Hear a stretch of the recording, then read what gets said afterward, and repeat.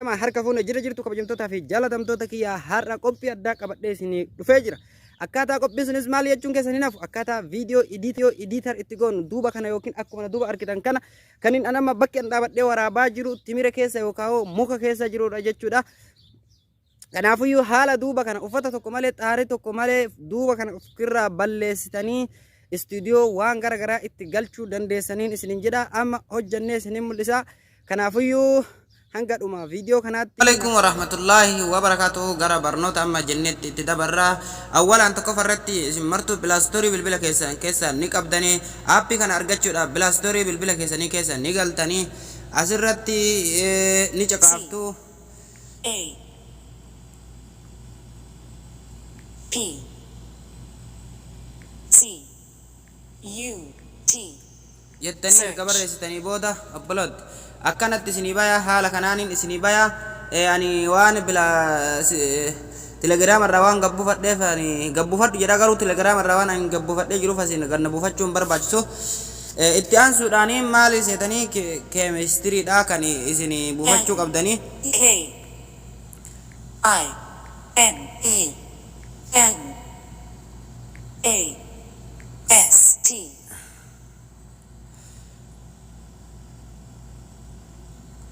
sir jettanii itti barreessitan sarchi itti gootan isiniif dhufaa jechuudha.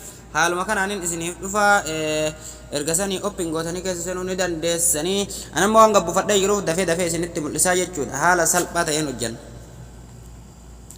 Tokkoffaa irratti erga gabbuutanii kaappina walaa sun kana aappii kana keessa gattu hidhanii ni seentanii suuraa tokko wayii suuraa bulee fudhattanii sarchi awwala gadi buufattanii yookiin qarraxattanii yookiin immoo googil irraas gabbufachuu dandeessanii as dhooytanii suuraa bulee bilbila keessan keessaa qabaachuu qabdanii san booda irratti aad erga gootanii booda hojjettoota kiyya amma dhufee jira. Amma viidiyoo keenya ka waraabbannee galarii keessaa qabnu san fuunee finnaa jechuudha. Bakka kana dhooyna isinii mul'ata jedhee yaada. Bakka kana irratti gad dhooyna viidiyoo tokko finnee isinii mul'isa.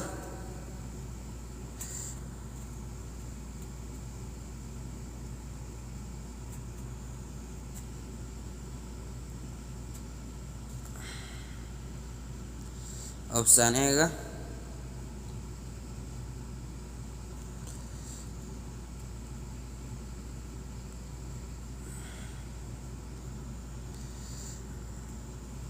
Assalamualaikum warahmatullahi wabarakatuh.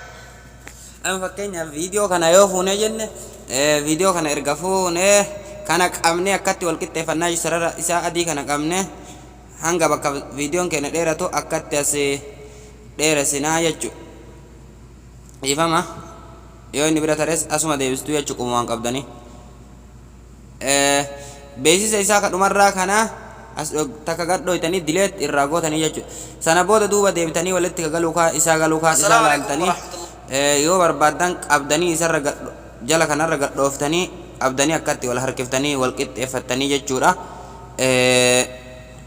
Anama irratti dhahee isinii mul'isa duuba isaa kana haaluma gaariidhaan haaluma salphaadhaan irraa fixuu ni danda'a jechuudha.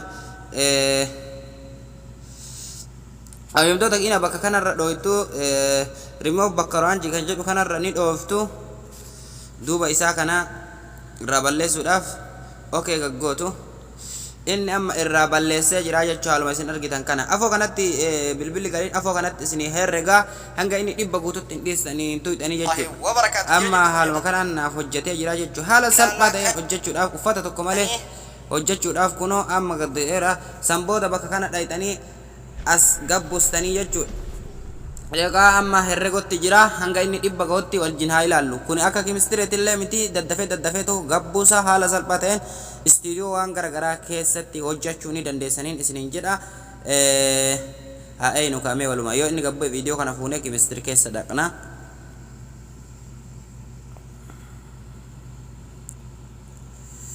Erga inni gadi bu'ee jira jechuudha. Haaluma kanaan irraaf duuba deebinee chemistry bilbila keenya keessatti waan gabbufannee jirruuf keessa seennaa jechuudha.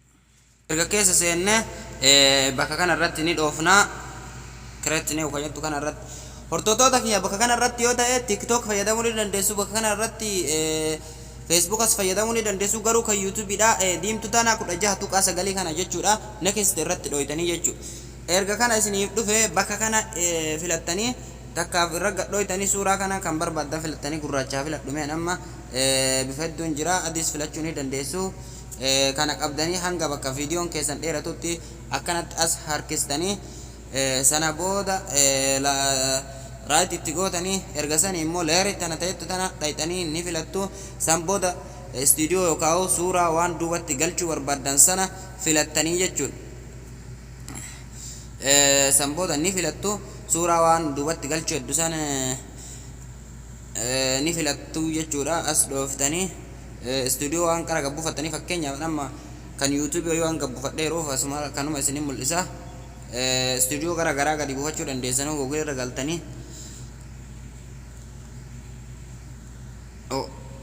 dhooftanii jechuu kana akkatti qabdanii dheeressitan hanga bakka viidiyoon keessan dhufu. Hordoftoota kee erga viidiyoo keessan fiddanii illee viidiyoo keessanii walirratti qabdanii ergufuu ni dandeessu. Isa al tokko godhanii akka fuula isaa wal qixxaa'uuf akkanatti ni sirreessitu. Sana booda seef itti gootu. Sana booda ammas laayirii filattanii miidiyaa filattu jechuudha. Miidiyaa ni toqottanii kaameraa keessan viidiyoo amma waraabne fudhannaa kan amma waraabnee koopkooti san keessatti finne fudhannee dhufnaa amma haaluma kanaan finnee jirraa jechuudha. Erga dhufnee jirranne ilaallaa jechuudha. Assalaamu alaykum. Viidiyoon keenya dhufee jira amma qabni as harkisuu ni dandeenya hanga bakka itti barbaannetti.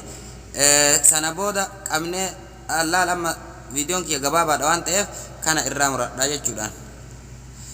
Nan barbaachisu waan ta'eef as dhoytanii yoo irraa muruu barbaadan as akkatti dhoytanii jechuudha. Inni maqasii isaa isinii fida.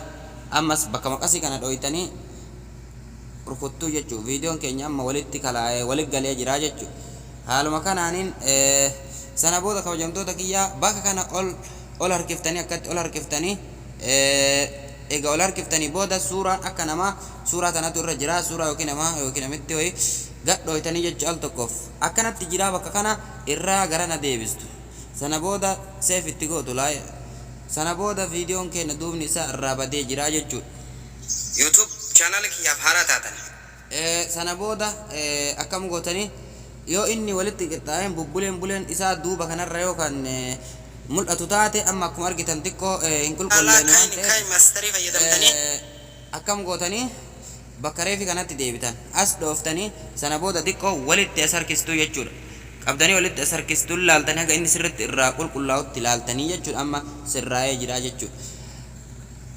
Sirraa'ee jira. Kabajamtoota kee istuudiyoo waan gara garaa murtanii jidduu kanatti akkana gootanii murtanii bakka isin dasisin jedhetti akkas gootanii murtanii kana garana qabdanii garaan harkiftanii jidduu kanatti waan barbaadda waan beeksisu ta'es waan gara garaa as bakka kana filattanii itti galchuu ni dandeessanii. Fakkeenyaaf mee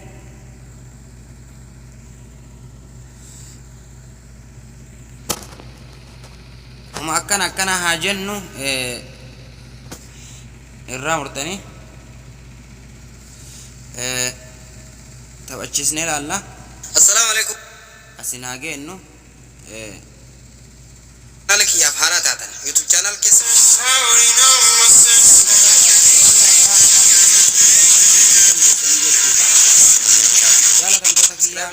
barumsi har'aa kana natti fakkaata akkanatti as dhoytanii sana booda seef bakka itti tana dhoytanii gabbuufattanii haaluma salphaadhaan uffata tokko malee istuudiyoo tolfanneerra jechuudha. Galatooma ulfaadhaa isiniin jedha.